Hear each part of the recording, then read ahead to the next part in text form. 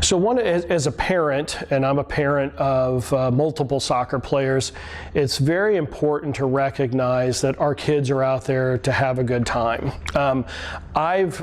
In all of my years of coaching and having my kids coached by other coaches, rarely ever did my son or daughters come back and actually criticize a call or something by the referee on their own. They're truly oblivious to that part, because that's an authority figure on the game, and they're managing the game, and they're thinking more about the skills and everything else that's going on. Where I've always seen it be a problem is when a parent inserts themselves into that dialogue. That referee or that linesman, they made a mistake, they cost you the game, that was the turning point, that was a horrible call in the penalty box, they weren't calling fouls.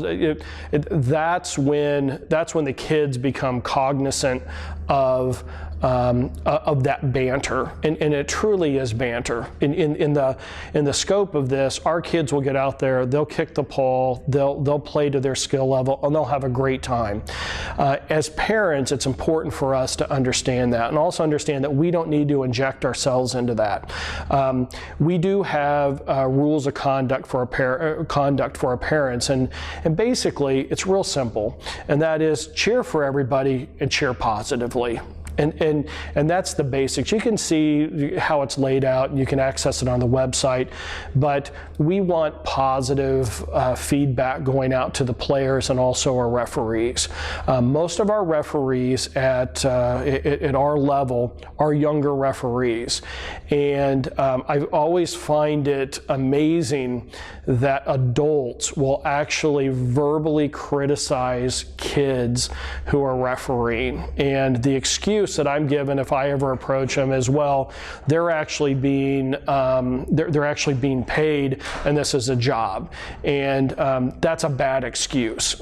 Yes, we do pay our referees, but you have to recognize that these are actually kids, and they're in development stage years, and that they're not going to be able to take a lot of criticism, as we as adults can't criticize these kids, especially in an open forum. We do have mechanisms to where we can take feedback, both positive and negative, about a referee's performance, and through our Referee Development Academy and our mentors, we can actually meet with those kids and use all of these things as learning experiences. So as parents, show up, root for your kids, want them and make them have a good time.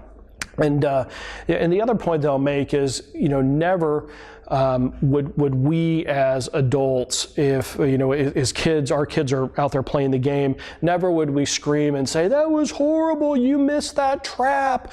The skills that they need as players, and we would never openly criticize them. But for some reason, when a young girl or boy has on a referee uniform on the side, we don't mind criticizing them out loud if they were to make a mistake on the sideline, or if we perceive they make a mistake on the sideline.